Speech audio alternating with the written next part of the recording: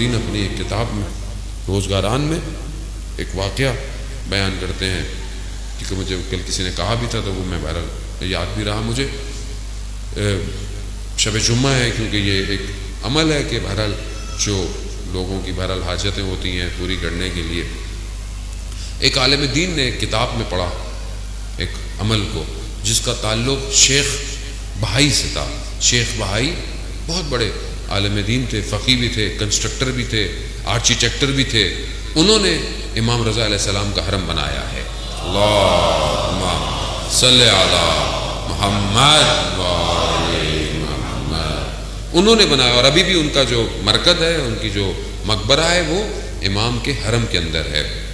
کہتے ہیں کہ جب یہ حرم بن رہا تھا تو انہوں نے جو کام کر رہا تھا اس کو ایک تعویذ دیا تھا اور یہ کہا تھا کہ یہ جو حرم کا دروازہ بناؤ تو یہ تعویذ دروازے کے اندر رکھنا، پھر دروازے کو مکمل کرنا. جب وہ واپس آئے دیکھا دروازہ بنا ہوا ہے. کہا تعویذ رکھا؟ کہا نہیں رکھا. کہا کیوں نہیں رکھا؟ جب میں نے آپ کو کہا تھا. کہا جب تعویذ رکھنے کا وقت آیا تو رات کو میں جب سو رہا تھا تو میں نے خواب میں امام کو دیکھا. امام نے کہا کہ یہ تعویذ دروازے میں نہیں رکھنا. کہا 1 دن 2 دن 3 دن جب میں نے امام کو دیکھا تو میں سمجھ گیا کہ امام نہیں چاہتے یہ تعویذ دروازے میں ہو. تو شیخ بہائی بیٹھ گئے اور گریہ کرنے لگے. کہا کیوں رو رہے ہیں؟ کہا میں نے جو تعویذ بنایا تھا نا وہ تعویذ ایسا تھا کہ کوئی بھی صرف حلال زادہ اس دروازے سے اندر آ سکے گا، کوئی اور نہیں آئے گا، مگر امام نہیں چاہتے تھے. کیوں؟ رؤوف ہے، مہربان ہے. یہ امام ہے کہ استاد انصاریان کہ جو ابھی آج کل بہت مریض ہیں، خدا ان کو صحت کاملہ اور عاجلہ عطا فرمائے، وہ حرم میں پڑھ رہے تھے امام رضا کے مجلس اور بیان کرتے ہوئے واقعہ کہتے ہیں کہ حرم کے خادم نے خواب میں دیکھا کہ امام تشریف لائے ہیں اور کہا کہ فلانے حرم کے دروازے پہ سائل آیا ہے، اس کی حاجت پوری کرو. ظاہر ہے حرم کا خادم تھا، اس کے خواب ہمارے جیسے خوابوں جیسے نہیں ہوتے. وہ اٹھا دروازے پہ گیا تو دیکھا کہ کوئی شخص نظر نہیں آ رہا، ایک کتا ہے. جب کتے نے خادم کو دیکھا تو چلنا شروع کر دیا شہر کی طرف. شہر کی گلیوں میں گیا، وہ جو نالوں میں جو اوپر جنگلہ بنا ہوتا ہے اس میں اشارہ کیا تو اس کا بچہ پھنسا ہوا تھا. جا کر اس کو باہر نکالا. آغا انصاریان نے امام رضا کے حرم میں ہاتھ چھوڑا. یا امام رضا، ہم بھی آپ کے حرم آئے ہیں، ہم جانور سے کم تو نہیں، ہماری حاجتوں کو بھی پورا کر. عزیزان محترم، بڑی گرفتاری ہے مرنے سے پہلے. شب جمعہ ہے نا، میں اس لیے یہ بات عرض کر رہا ہوں. قبر بڑی اندھیری ہے. امام رضا روشن کر سکتے ہیں قبر کو، کیونکہ امام نے خود فرمایا جو میری زیارت پہ آئے گا میں 3 جگہ اس کی زیارتوں میں ہوں گا، 3 جگہ میں زیارت پہ ہوں گا. تو شیخ بہائی سے یہ عمل ہے. عالم دین کہتے ہیں کہ میں نے کتاب میں پڑھا کہ یہ ایک عمل لکھا ہوا تھا کہ 10 دن یہ عمل کیا جائے، بدھ سے شروع ہو اور جمعے کو ختم ہو. 10 دن 100 دفعہ پڑھنا ہے یہ فجر کے بعد.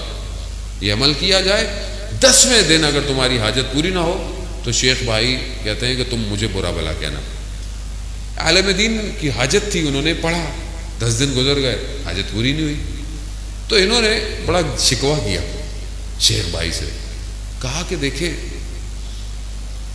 مجھے مسئلہ نہیں ہے، لیکن اگر یہ عمل کسی اور عام آدمی کے ہاتھ میں چل گیا وہ آپ کو برا بھلا بولے گا. کیوں آپ نے ایسا بولا؟ وقت گزر گیا. اس عالم کا بیٹا ایک آغائے جنتی ان کے پاس جاتا تھا جن کے پاس روحیں بلانے کا علم تھا.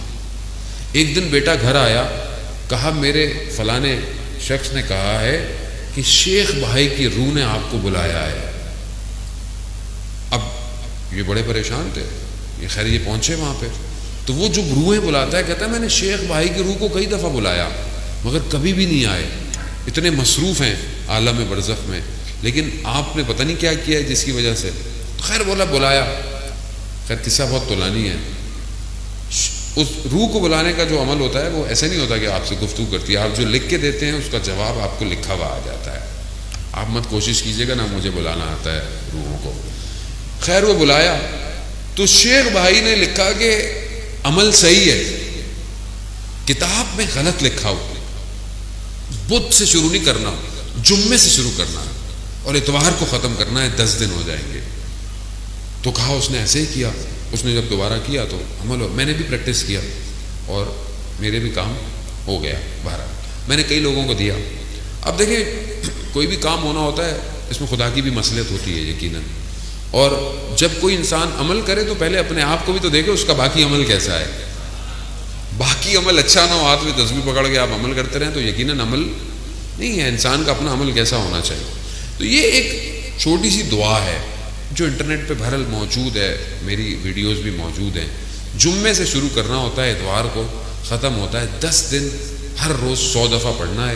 یہ میں ایک دفعہ پڑھ دیتا ہوں، اس کے علاوہ بہرحال یہ آپ کو مل جائے گا انٹرنیٹ پر کہ بسم اللہ الرحمن الرحیم یا مفتح الابواب و یا مقلب القلوب والابصار یا دلیل المتحیرین و یا غیاث المستغیثین توکلت علیک یا رب وقض حاجتی وقف مہمی ولا حول ولا قوت الا باللہ العلی العظیم وصلی اللہ علی محمد وآلہ اجمعین. صلوات محمد اللہم صلی علی محمد آل محمد. مجھے کیونکہ کسی نے بہرحال کہا تھا تو میں نے اپنا وظیفہ سمجھتے ہوئے نعرہ حیدری.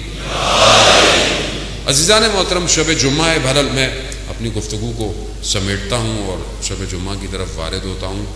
شب جمعہ شب مغفرت ہے، شب دعا ہے. اور آج کی رات شب یعنی جمعرات سے جمعے تک، عصر جمعے تک جو ہمارے مرومین ہوتے ہیں ان کی روحیں آتی ہیں اور وہ ہماری طرف نگاہ کرتی ہیں کہ یہ میرا بیٹا، یہ میری اولاد، یہ میرے جاننے والے، یہ میرے ماننے والے میرے لیے کیا کر رہے ہیں. اور اگر انسان غفلت میں ہو تو یہ روحیں ناراض ہو کے چلی جاتی ہیں اور پھر آپس میں بھی گفتگو کرتی ہیں تمہیں کیا ملا، تمہیں کیا ملا.